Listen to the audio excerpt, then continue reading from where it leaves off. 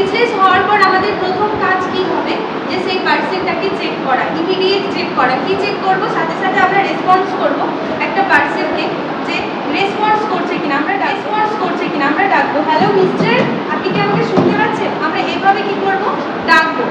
যদি কোনো রেসপন্স না করে, সাথে সাথে আমরা কি করব, এমার্জেন্সি নাম্বার 108 এ ফোন করব, কল ফর অ্যাম্বুলেন্স। বা পাশে কেউ থাকলে আমরা চিৎকার করে ডাকবো তাদেরকে, ফোন সাথে সাথে আমরা স্টার্ট করবো এমার্জেন্সি নাম্বার। ফোন করলাম, ফোন করার পর আমরা কি করব, সেই পাশে হাত দেবো।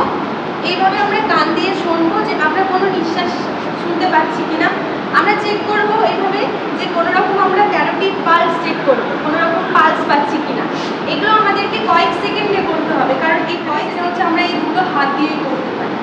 অর্থাৎ আমরা পুরোপুরি চেস্ট কম্প্রেশন স্টার্ট করব। ওকে, চেস্ট কম্প্রেশনে আমরা কি স্টার্ট করব, ফার্স্ট আমাদের একটা হাত থাকবে, একটা হাতকে আমরা টোটালি কি করব, ইন্টারলক করব।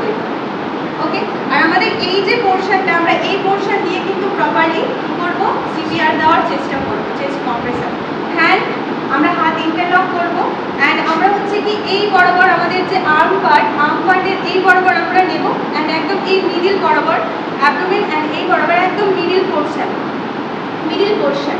ওকে, আর এই দিক থেকে একদম মিডিল পোর্শন।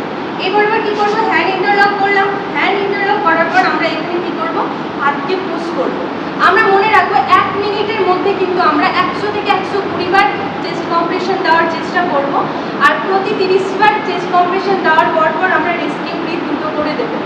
রেস্কিউ ব্রিথ কী করে দেবো, ফার্স্ট হচ্ছে আমরা এরকম করলাম, আমরা হচ্ছে কি আমরা আমাদের বডিকে টোটালি স্ট্রেট রাখবো, হাতের ওপর পেশা দিয়ে আমরা কি করবো। আর হ্যাঁ, পেশেন্টকে অলওয়েজ একটা ফ্ল্যাট এরিয়াতে শুয়ে দিতে হবে।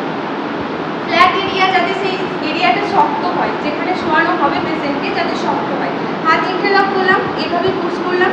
এইভাবে আমরা কি করব, বেসিক্যালি 30 কম্প্রেশন, 1 2 3 4 5 6 7 8 9 10 11 12 13 14 15 16 17 18 19 20 21 22 23 24 25 26 27 28 29 30 কম্প্রেশন হবে। তারপরে আমরা কি করব, পেশেন্টের আমরা মাথা এখানে হচ্ছে না, মাথা থেকে আমরা কি করব, এরকম করব।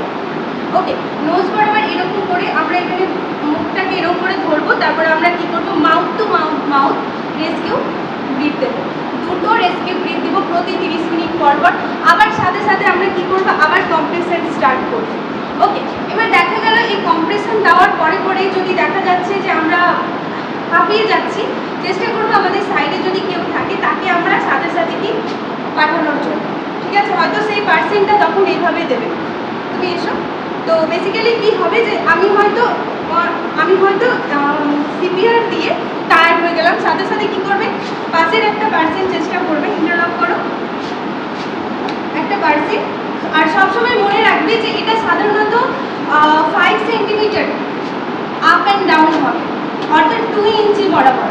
ঠিক আছে, কারণ অতিরিক্ত যদি আমরা বেশি পুশ করতে যাই তাহলে চেস্টের যে রিবসগুলো থাকে সেই রিবসগুলো ফেটে যাওয়ার সম্ভাবনা থাকে।